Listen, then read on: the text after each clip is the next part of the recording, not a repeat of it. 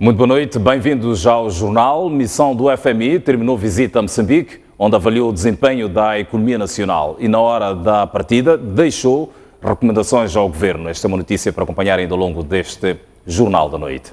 Para já, a visita do Presidente da República ao Ministério da Indústria e Comércio.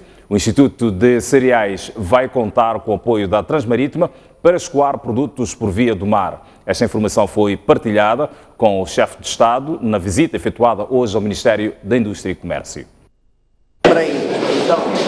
Por volta das 9 horas, Filipe Nyusi chegava à sede do Ministério dirigido por Max Tonella. Aqui foi o ponto de partida. O Presidente da República recebeu explicações sobre um sistema eletrónico de prestação de serviços ao cidadão, como o registro de empresas, entre outros. Desenvolvemos a plataforma, instalamos nas 11 capitais provinciais, já estamos em alguns distritos e nesses distritos já realizamos licenciamento de atividades económicas para a área de comércio, indústria, turismo e estamos também a integrar serviços de prestação ao cidadão. Sem demorar, Nyusi deslocou-se às instituições subordinadas ao Ministério da Indústria e Comércio. No Instituto de Promoção de Pequenas e Médias Empresas, IPEMI, o Presidente da República soube do crescimento do setor empresarial. As microempresas crescem mais em Moçambique, representando mais de 70% do universo das pequenas e médias empresas. Mas a boa nova, em particular para os agricultores, Filipe Nyusi teve quando chegou ao Instituto de Cereais de Moçambique. Soube que o ICM tem um acordo fechado com a Transmarítima para escoar cereais por via do mar, numa altura em que o setor agrícola debate-se com a falta de infraestruturas para tirar os produtos da machamba aos locais de comercialização. Nós estamos a falar de uma intervenção estruturante. Temos sim fogo 2017, mas nós queremos olhar daqui para frente. Não queremos ter mais sobressalto na comercialização. Sem muitas recomendações pelo percurso, o Presidente da República dirigiu-se ao Instituto Nacional de Normalização de Qualidade, INOC, tendo sido este o ponto mais alto da visita. Além de conhecer os laboratórios onde é testada a qualidade dos produtos, Nyusi dirigiu no INOC o Conselho Consultivo Extraordinário. O Conselho Consultivo Filipe Nyusi exigiu explicações sobre a queda de Moçambique no Doing Business, uma classificação do ambiente de negócios em cerca de 190 países, com cerca de 190 países no mundo. O Presidente da República diz não ver nenhuma alteração no setor da indústria desde que está no poder há 2 anos e meio. Promoção de investimentos e exportações. Os mais de 470 funcionários do Ministério da Indústria e Comércio estiveram representados nesta sala no Conselho Consultivo Alargado, dirigido pelo Presidente da República. Gastamos muito dinheiro para construir. Aqui, Filipe Nyusi colocou as suas preocupações, da produção agroindustrial, comercialização até ao ambiente de negócios. Filipe Nyusi exigiu explicações de um pouco tudo, mas o chefe de Estado mostrou-se mais preocupado com o ambiente de negócios em Moçambique, que de acordo com o Doing Business tende a ser desfavorável. Um dos indicadores do desempenho do país, qualquer país, a informação, são os indicadores do Doing Business. Como que estamos? Tivemos uma queda da posição 134 em 2016 para a posição 137 em 2017. Esta situação foi devida a uma série de medidas que foram tomadas internamente. Foi o aumento das custas nos processos nos custos de registro das empresas em 2016. Em 2015, houve esta medida e estamos a tentar corrigir essa situação, mas esta é que pesou mais para a nossa caída. Nos indicadores de negócio, aquilo que usam o termo em inglês do Doing Business, aquilo é fácil de gerir, porque é uma tabela que existe que tem que ser vista, porque é uma equação. É uma equação que se sabe que tem que dar um resultado. Uma equação onde variável está do lado esquerdo. E do lado direito já sabemos o que queremos atingir. Então vamos resolver essas equações, essas variáveis. O chefe de Estado questionou ainda sobre as medidas que estão a ser tomadas para acabar com o contrabando de produtos e a concorrência desleal, tendo lembrado que é preciso dar prioridade aos moçambicanos. Nós temos que trabalhar no sentido de promover a produção para tornar equilíbrio. E aqui, na concorrência desleal, isso está adicionado também ao direito do consumidor. É extremamente importante vermos a promoção que queremos fazer da economia, da produção, vermos a qualidade do produto nacional, a quantidade, se é suficiente para todos os moçambicanos, a regularidade. Embora tenha sido informado sobre a redução de importação de produtos correspondentes a mais de 7 mil milhões de dólares em 2015 para pouco mais de 4 mil milhões de dólares em 2016, Nussi diz que é preciso trabalhar mais para que o país seja sustentável. O Presidente da República elogiou, por outro lado, a Inspeção Nacional de Atividades Econômicas pelo seu trabalho. Olhamos agora para a notícia de destaque neste Jornal da Noite. A missão do Fundo Monetário Internacional terminou ontem a visita que efetuou o país para avaliar o desempenho da economia nacional e discutir, junto com as autoridades, as medidas necessárias para dar seguimento ao relatório das auditorias às dívidas da Ematum, Proíndicos e MAM. Foram 9 dias de reuniões com diferentes entidades nacionais com o objetivo de avaliar o estágio da economia nacional e ver com as autoridades o seguimento que está a ser dado ao relatório da CROL. Tendo, por isso, a missão ser unida em separado com o Primeiro-Ministro, com o Ministro da Economia e Finanças, Governador do Banco de Moçambique, a Procuradora-Geral da República, entre outras entidades. No final, o chefe da missão, Michel Lazaré, fez uma apreciação positiva a medidas de política monetária adotadas pelo Banco Central, que, combinadas com a subida do preço do carvão e aumento das exportações daquele recurso, mas também a decisão do governo pela eliminação dos subsídios ao trigo e combustível. Mesmo assim, a situação consideram ainda não ser das melhores. As perspectivas continuam difíceis. A inflação continua elevada, mas prevê-se que continue a declinar. Apesar dos cortes orçamentais no investimento e na aquisição de bens e serviços, o aumento da despesa com salários e remunerações continua a colocar pressões sobre o orçamento, contribuindo para a acumulação de atrasos internos. A dívida pública total, na sua maior parte dominada em moeda externa, continua em situação de sobreendividamento e o governo falhou pagamentos de dívida externa. Face à situação difícil da economia nacional, a missão do FMI deixou algumas recomendações para o governo. As discussões de política macroeconômica centraram-se na necessidade urgente de consolidação adicional das finanças públicas. A missão sublinhou que o empenho forte no ajustamento fiscal constituiu um elemento crucial para garantir a sustentabilidade, promover o declínio da inflação e das taxas de juro, limitar aumentos adicionais da dívida pública e, ao mesmo tempo, facilitar a reestruturação da dívida. A missão enfatizou que o orçamento de 2018 deve decisivamente reduzir o déficit fiscal. Deve centrar-se na eliminação das isenções fiscais, incluindo de IVA, na contenção da expansão da massa salarial e na priorização da implementação de investimentos públicos essenciais, apenas evitando uma maior acumulação de atrasados. A proteção de programas sociais críticos e o reforço das redes sociais de segurança devem amortizar o impacto destas medidas sobre os segmentos mais vulneráveis da população. É também necessária ação urgente para reforçar a posição financeira das empresas que operam em perda e limitar o risco fiscal a que estas representam.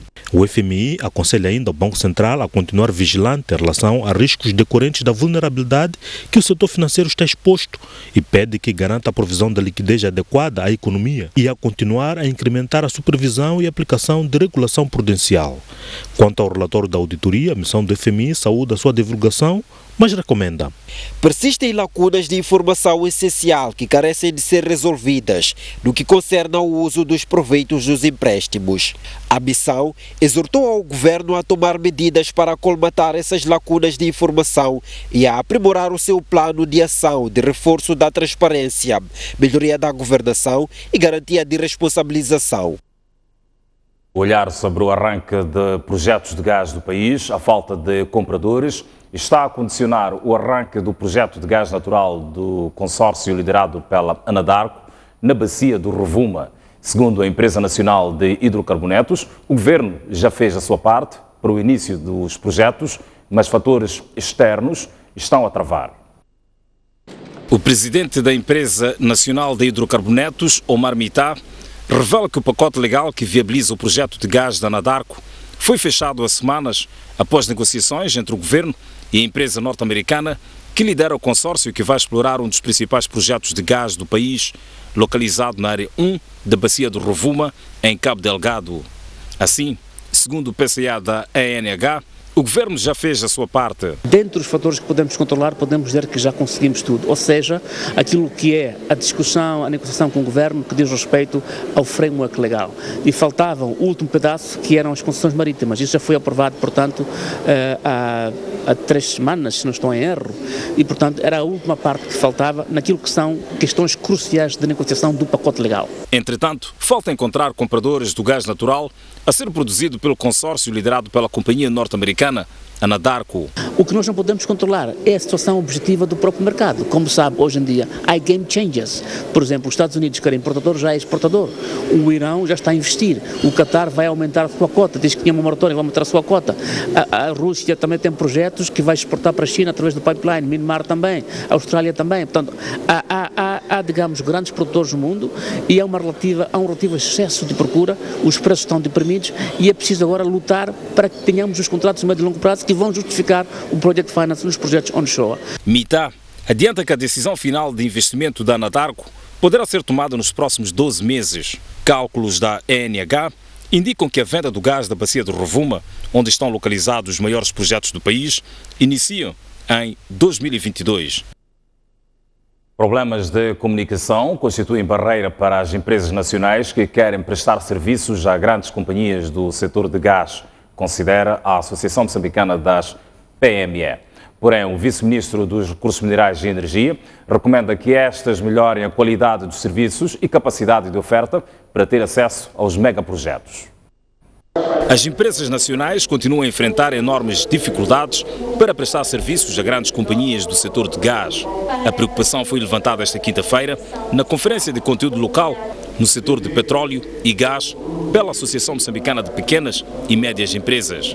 Um dos principais problemas é a comunicação, pelo fato de alguns megaprojetos usarem línguas estrangeiras para comunicar oportunidades de negócios. Se o inglês é uma língua fundamental, é um instrumento fundamental de trabalho, então penso que temos que também pensar em como ultrapassar essa situação. Temos que investir nesse sentido. Mas estas companhias, as grandes empresas, podem fazer um pouco mais de exercício para simplificar a comunicação. Não só a língua, mas também os termos que são aplicados para cada um desses aspectos. Outro constrangimento é a certificação dos produtos e serviços nacionais, que para muitas PME é cara. Daí, a associação sugere que as grandes companhias e o governo assumam o compromisso de investir nas pequenas e médias empresas para obterem os padrões desejados. Há modelos um pouco pelo mundo, estamos a falar de países bastante evoluídos como Suíça, Itália, que avançaram muito com as questões ligadas à Noruega, que avançaram muito com a questão do conteúdo local e até aqui também na África. Em algum momento, as grandes companhias assumiram custos, este custo da certificação, assumiram custos da formação, custo de transferência de conhecimento, transferência de tecnologia para as empresas locais e até para o setor público. Prestação de serviços às operações petrolíferas. Entretanto, o vice-ministro dos Recursos Minerais e Energia, Augusto Fernando, lembra que a Lei de Petróleos prevê a parceria entre empresas estrangeiras e nacionais mas considera que as PME moçambicanas necessitam de melhorar a qualidade dos seus produtos e aumentar a capacidade de oferta para serem elegíveis aos grandes projetos. Algumas empresas agora existentes terão que aumentar a sua capacidade e melhorar ou ajustar a qualidade dos bens produzidos e serviços prestados para estar em conformidade com os padrões da indústria internacional, pelo que iremos trabalhar com as companhias a operar em Moçambique para, em conjunto, desenvolvermos as nossas capacidades à altura dos novos desafios.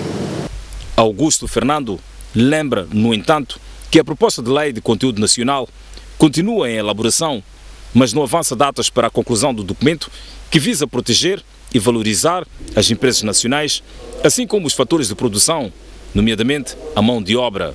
A conferência, que arrancou esta quinta e termina na sexta-feira, contou com uma exposição de empresas nacionais que querem prestar serviços a companhias que operam no petróleo e gás.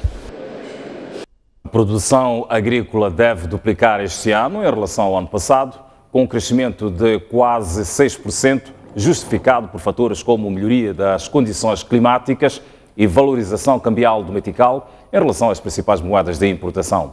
O Ministro da Agricultura e Segurança Alimentar reconhece que, apesar dos avanços, há ainda muito que fazer para assegurar que a produção nacional cubra as necessidades internas. A redução da produção agrícola que se assistiu no ano passado já foi ultrapassada, a avaliar pelos dados apresentados na abertura do terceiro Conselho Coordenador do Ministério da Agricultura e Segurança Alimentar, que tem lugar a partir desta quinta-feira na província de Maputo. O ministro José Pacheco anunciou uma previsão de crescimento da produção em 5,9%, depois de 2,6% no ano passado, quando o país foi assolado pela seca e pelas cheias. Apraz-nos referir que, como resultado das políticas sectoriais e da melhoria das condições climáticas, caracterizadas por chuvas regulares de uma maneira geral a nível nacional, o ambiente de paz e estabilidade política, aliado à valorização do metical face às moedas de transações comerciais, perspectiva-se para este ano de 2017 uma boa produção, com o setor agrário a crescer na ordem de 5,9% em 2017, contra os 2,6% de 2016. Apesar dos resultados promissores, há o reconhecimento de que muito tem de ser feito para fomentar a produção, mesmo porque o país ainda importa grande parte dos alimentos que consome. Há necessidade de continuarmos a trabalhar afincadamente para que, a breve trecho, sejamos autossuficientes em produtos pecuários essenciais para o abastecimento da nossa população. No local do encontro, o ministro visitou a exposição dos produtores e diz haver iniciativas que devem ser replicadas para aumentar a produção de alimentos. Ficamos satisfeitos ao ver que estão comprometidos com a produção e, sobretudo, determinados para continuar a produzir em quantidade e qualidade para abastecer os mercados. Também importa realçar um salto qualitativo que já é visível no agroprocessamento. O terceiro Conselho Coordenador do Ministério da Agricultura e Segurança Alimentar termina no próximo sábado e vai delinear as linhas de atuação para melhorar a produção e produtividade agrícola. O Ministério da Administração Estatal está a criar equipas técnicas para aferir a legitimidade dos mais de 8.000 funcionários supostamente fantasmas. O alerta foi dado na abertura do terceiro Conselho Coordenador, reunido para fazer a monitoria e planificação das atividades da instituição. Os 8.875 funcionários e agentes de Estado que estavam indevidamente ativos na função pública foram descobertos após a realização da prova de vida. Dentre eles estão os falecidos, demitidos, expulsos, suspensos, reformados, destacados sob licença ilimitada. Do total de funcionários fantasmas, 2.892 receberam salário pelo menos uma vez, enquanto 5.873 nunca receberam salário através do sistema de pagamento eletrónico. Para ambos os casos, decorre um trabalho no sentido de identificar em que condições estes registros apareceram no sistema. Sobretudo para aqueles que estão a oferir salário, já se cortou desde a última decisão que foi publicada a identificação do problema, a apresentação do relatório. Mas continua o trabalho no sentido de ir a cada uma das instituições onde se identificou este registro para verificar com os gestores de recursos humanos qual foi o processo que se obedeceu para aquelas pessoas estarem registradas e estarem numa situação de ativo. Entretanto, o Ministério da Administração Estatal e Função Pública ainda não sabe quanto o Estado perdeu com o pagamento a funcionários fantasmas. O Ministério da Administração Estatal, como órgão coordenador do processo de gestão de recursos humanos do Estado, está de fato nesta situação a trabalhar com o Ministério das Finanças. Vai se verificar qual é a situação em termos reais, de que valores foram lesados, depois de identificar inclusive as pessoas responsáveis por este tipo de registros indevidos, aquilo que for possível apurar serão tomadas as medidas de acordo com o que a lei estabelece. Do total de 357.430 funcionários e agentes do Estado, apenas 23.716 não realizaram a prova de vida em 2015. Estes dados foram divulgados no primeiro dia do Conselho Coordenador do Ministério da Administração Estatal e Função Pública. A Procuradoria-Geral da República registrou 30 casos de tráfico de pessoas entre 2016 e o primeiro semestre deste ano nas regiões Centro e Sul. Estes dados constam do relatório sobre a matéria divulgado hoje pela PGR para assinalar a comemoração do Dia Mundial da Luta contra o Tráfico de Pessoas. Tráfico de pessoas é uma realidade em Moçambique, com destaque nos últimos anos para o tráfico de órgãos humanos, sobretudo de pessoas com problemas de pigmentação da pele, ou seja, com albinismo.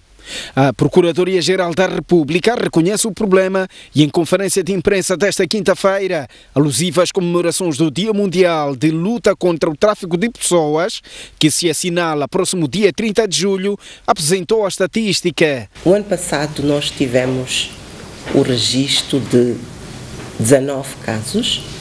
Este ano estamos em junho.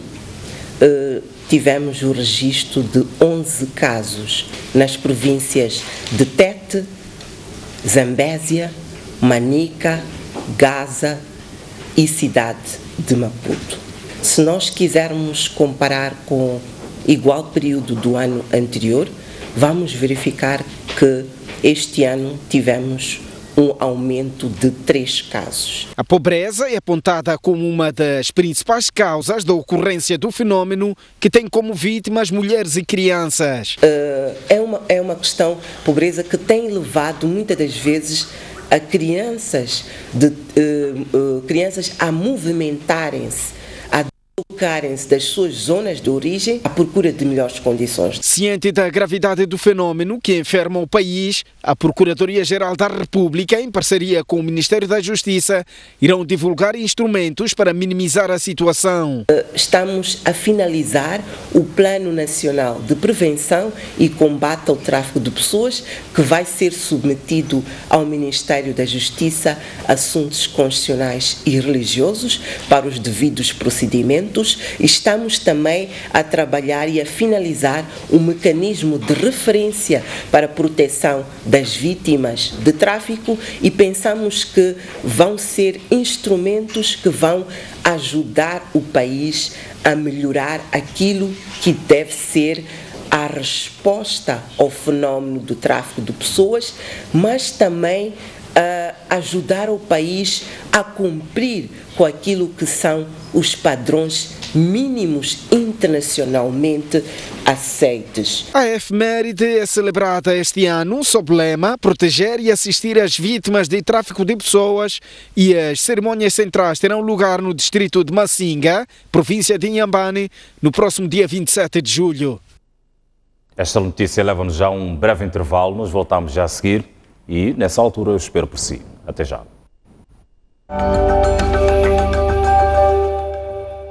Pai, eu quero mais. Mais? Mais o quê? Mais.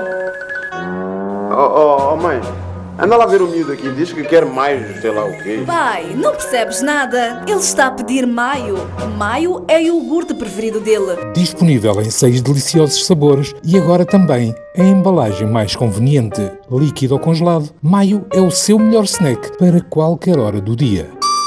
Mãe, queremos mais! Oceana, distribuindo qualidade. Os dribles, os triplos, os afundaços, lançamentos livres, os desarmes, a assistência.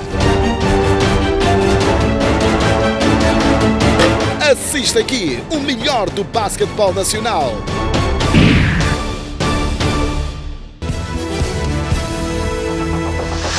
Estava lá, mas houve aqui um patrão. Quinta-feira, às 23 horas, Boa Ventura Mucipo. Da atualidade nacional e internacional. Junta-se a grandes mulheres da sociedade para colher a visão, a voz e a análise. O que isto significa? Agora, o que se passa? Qual é a racionalidade por detrás? Sobre a perspectiva feminina de vários assuntos na ordem do dia. Todos nós sabemos que está aí um inquérito independente que está a correr. Na própria Assembleia da República eu tenho certeza absoluta que há muitos funcionários, muitos dos quais só vão sentar-se. É impossível trabalhar daquela maneira como estamos aí. Eu nunca vi em nenhum parlamento. Este político, mas eles sabem que Moçambique é um país viável. Nós temos que ser honestos. Um parceiro como Moçambique fora da alçada do FMI não é tão bom. Aonde é que vamos então a partir daí? Quer dizer, eu acho que é uma coisa muito esquisita, porque num país de direito não se faz isso.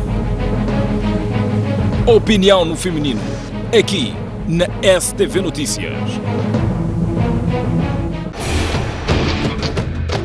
Da queda de Dilma Rousseff na presidência do Brasil, a tomada de posse de Donald Trump e o efeito global. Até a crise no Médio Oriente, o Brexit e o estremecer da Europa. A política, a sociedade e a economia africana. Estes e mais assuntos são analisados aqui na STV Notícias.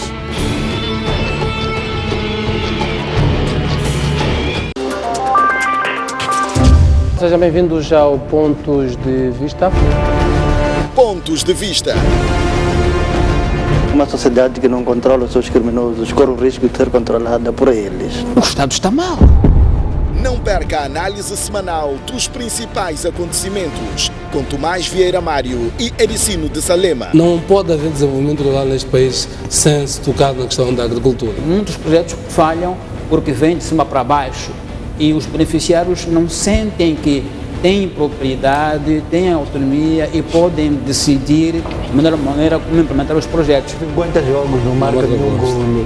Obviamente que esse ponta de lança não está a fazer o seu trabalho. Então, Zé Pacheco vem dos tempos de Anquissan, de Busa e continua lá. É um ponta de lança que não marca golos, logo está mais. Pontos de Vista, aqui na STV.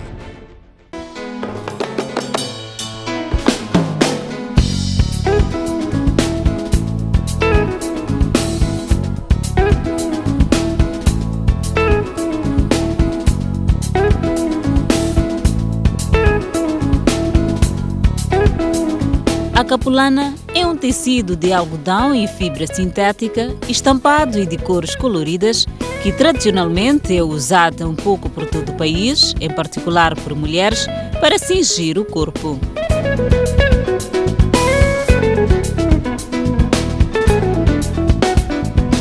Atualmente, a capulana tem sido utilizada não só para amarrar, mas também para fazer roupas, pulseiras, bolsas, brincos e calçado, dando um ar diferente a esses artigos.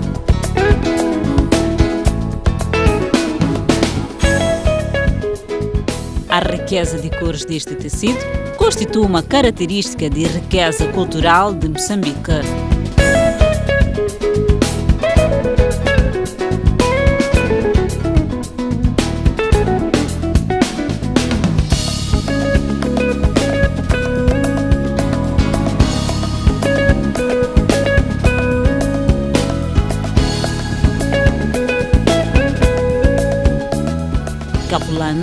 a nossa cultura.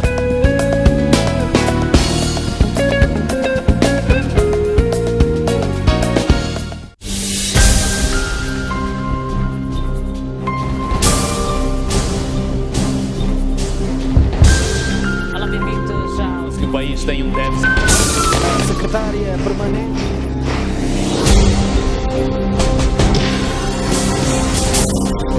Bem-vindos ao... O que é que isto sabe? Ainda está a reclamarem que olhar para o sol é um gesto simples. Com o objetivo de raptar pela polícia.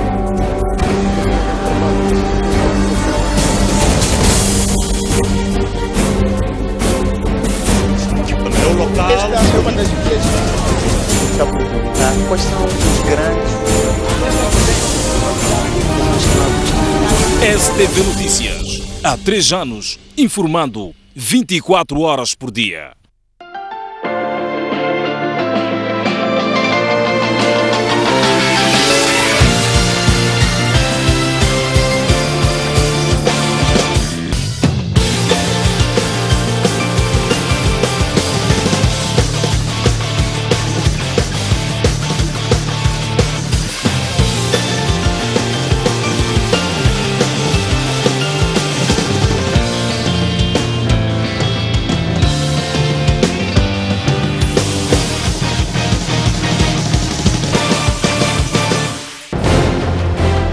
Um país sem história é um país sem futuro.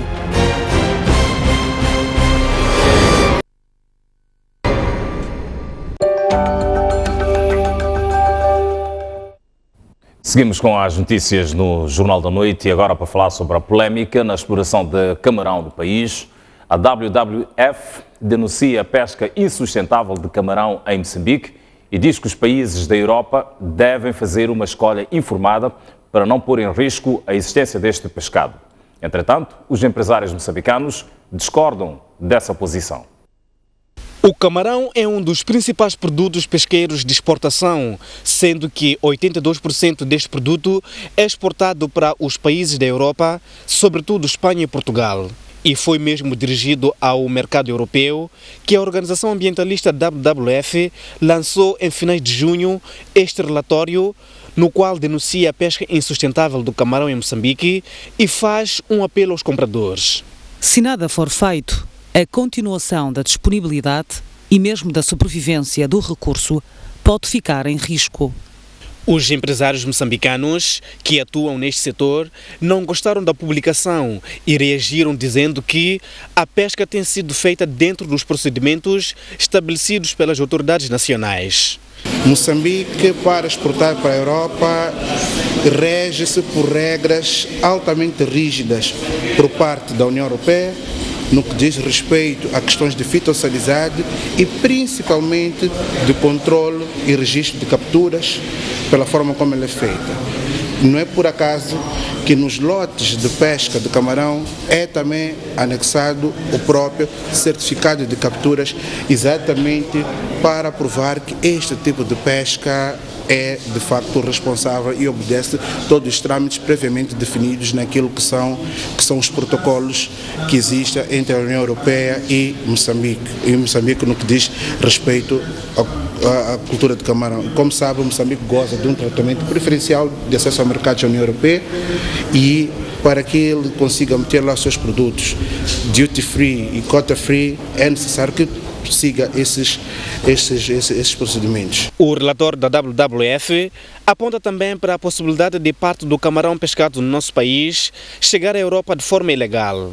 Mais uma vez, o setor privado desmente e avança que sentou com o governo para o esclarecimento desta polêmica. O governo sentou-se com o setor privado e disse que iria fazer todos os seus esforços no sentido de repor a verdade, não só junto à delegação da União Europeia em Moçambique, mas principalmente junto à própria União Europeia em Bruxelas, através da nossa embaixada. Moçambique, para além da embaixada em Bruxelas, também tem um representante do Ministério da Indústria e Comércio que trabalha nos corredores da União Europeia de modo a repor esta verdade. As empresas pesqueiras salientam que, neste momento, apenas 40 embarcações fazem a captura industrial do camarão, contra 80 dos anos anteriores. Com vista a melhorar a formação técnico-profissional, o Ministério da Ciência e Tecnologia, em parceria com o governo brasileiro, irá capacitar pouco mais de 30 técnicos pós-graduados em vários estabelecimentos de ensino superior do país. Trata-se de 37 técnicos pós-graduados de várias instituições de ensino superior do país, submetidos esta terça-feira a uma capacitação de formadores em várias áreas de manutenção industrial para lecionarem em várias escolas de formação profissional. A capacitação terá a duração de 10 meses e irá acontecer em Moçambique e no Brasil. Esperamos que ao longo destes 8 meses, porque este é um curso de 8 meses em Moçambique, e tem mais 2 meses no Brasil, portanto são 10 meses no total. Ao longo desta formação, queríamos que os nossos formadores adquirissem competências técnicas, tecnológicas, para que possam melhorar o seu desempenho em sala de aula. As nossas instituições têm bons equipamentos nessas duas áreas, mas nós temos que investir no homem, no capital humano. O embaixador do Brasil disse na ocasião que o seu país está dotado de conhecimentos para apoiar Moçambique em avanço industrial na formação de seus quadros. A cooperação do Brasil com Moçambique está se ampliando e há vertentes novas dessa cooperação. Temos um acordo que foi assinado recentemente na área ambiental e essa área de formação técnico-profissional, que de fato é uma formação que nós temos condições de prover aqui a Moçambique, dada a excelência do nosso Serviço Nacional de Aprendizagem Industrial, o SENAI, e certamente trará benefícios importantes aqui nessa área de ensino técnico. Pois bem, a Polícia da República de Moçambique assume a garantia de condições de segurança para a realização do jogo entre os Mambas e o Madagascar. A PRM referiu ainda que vai montar um efetivo para manter a ordem e segurança dentro e fora do Estádio Nacional do Zimpeto. A operação designada Madagascar tem como principal objetivo garantir a ordem e segurança dos atletas e do público dentro e fora do Estádio Nacional do Zimpeto, local onde irá decorrer no próximo domingo o jogo da segunda mão da eliminatória de acesso ao CAN interno Quênia 2018.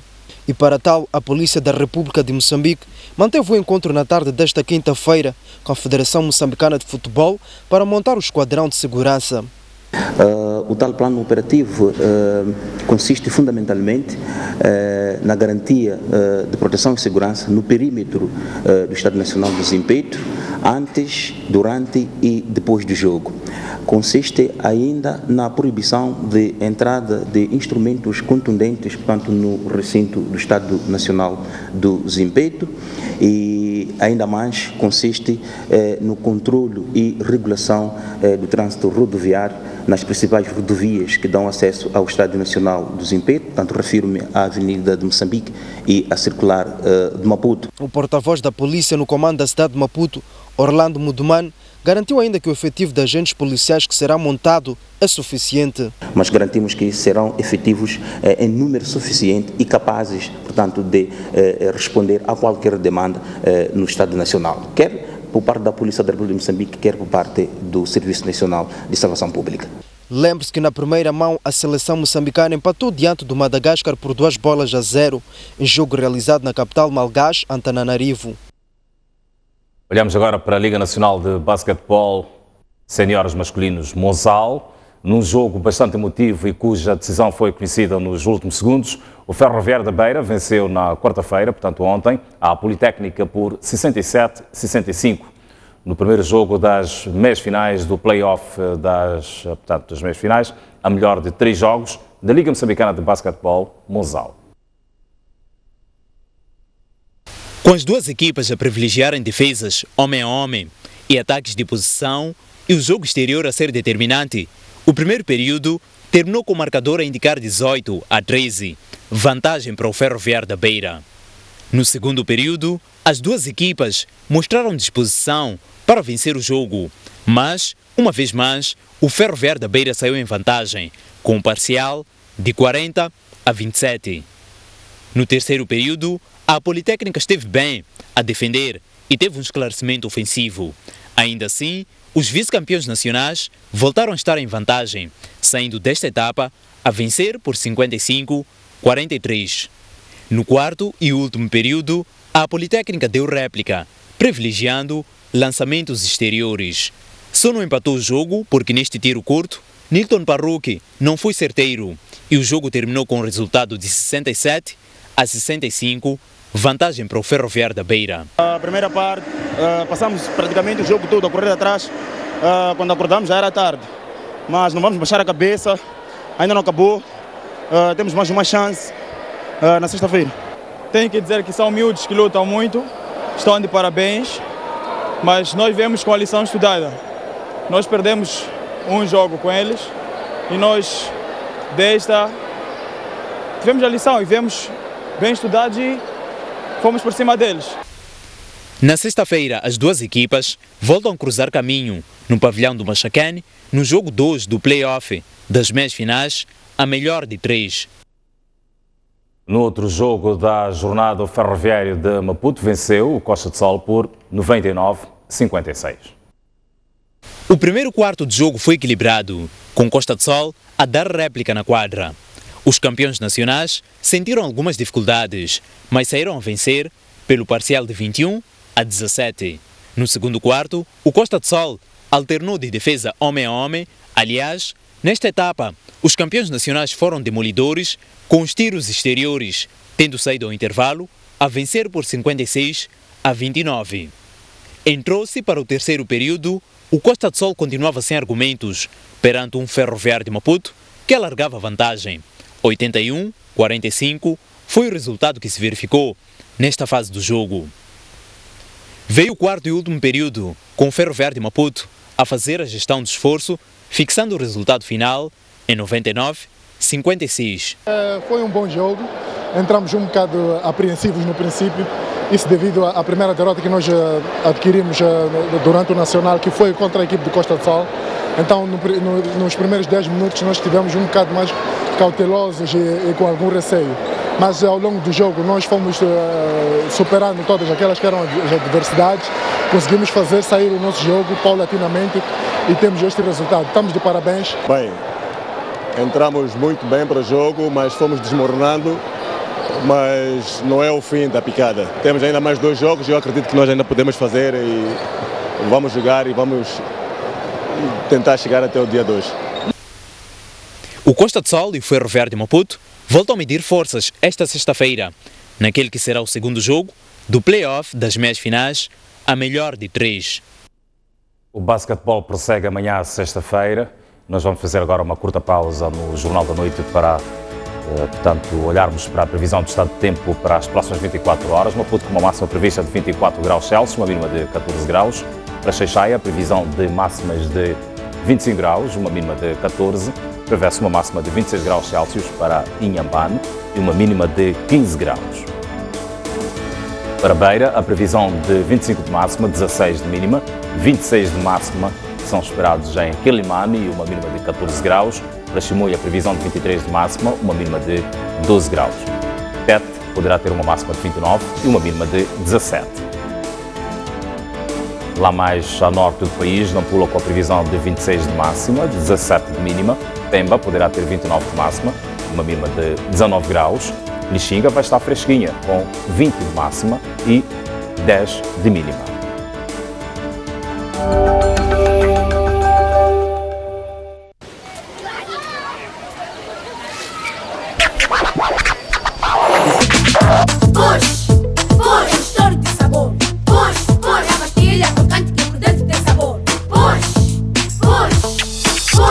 De sabor. É só pôr na boca e curtir as sensações. É mesmo assim, deixa te levar por essa onda de sabor, já? Push, push, é um estouro de sabor. No app, agora é Push, a pastilha crocante com um recheio líquido cheio de sabor. Oceana, distribuindo qualidade.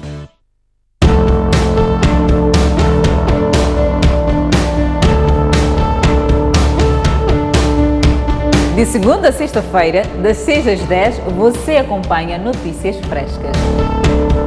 As primeiras notícias do dia são aqui no Telediário.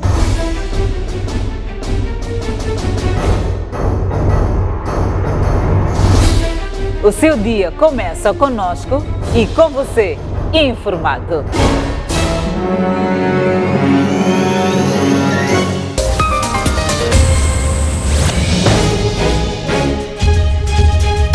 Queremos do Ministério Público não a repetição da divulgação desses casos, mas sim a solução desses casos, uma solução jurídica. A qualidade da informação que nos é trazida não espelha realmente aquilo que as pessoas querem saber, aquilo que o povo tanto pretende saber. E nós sabemos que a nossa lei depende da bancada maioritária.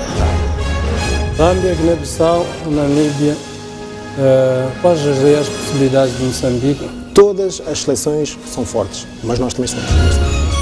Elias, falamos a partir da Matola, boa noite. Boa noite, boa noite.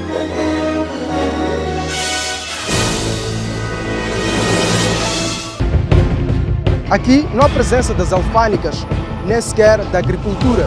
Por que assistir o grande plano? Porque dá mais do que a notícia. Procura aprofundar os factos e trazer as respostas que você precisa ter. Por trás deste produto está uma equipa que não mede esforços para chegar onde é necessário chegar, mesmo que ultrapasse fronteiras. Um projeto de gasoduto. Caminhe conosco e vai conhecer as vozes que contam as histórias da nossa terra e não só. Não se esqueça, as melhores reportagens estão aqui.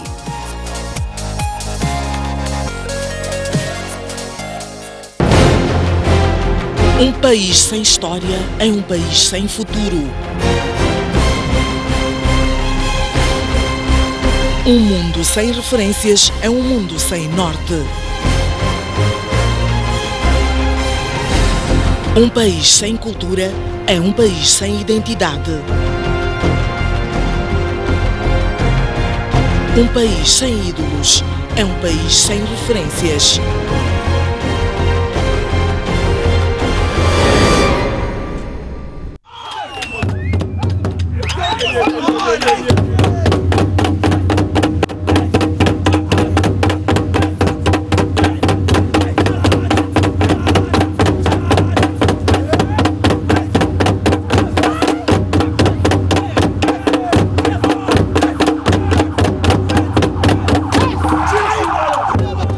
Xigubu é uma dança guerreira típica da região sul de Moçambique.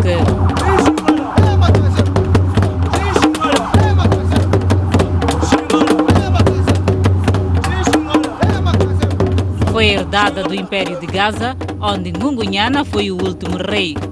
Representa a força dos antigos guerreiros Nguni, juntamente com a cultura dos povos que antes destes habitavam a região. Esta dança consiste no alinhamento de um certo número de guerreiros devidamente trajados com objetos de fibra e pele nos braços e nas pernas, tendo saiotes confeccionados com peles de animais, fazendo-se ainda acompanhar de um objeto de defesa denominado chitango.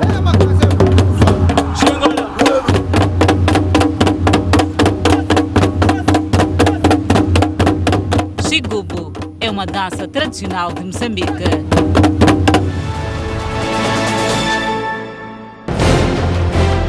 Um país sem ídolos é um país sem referências.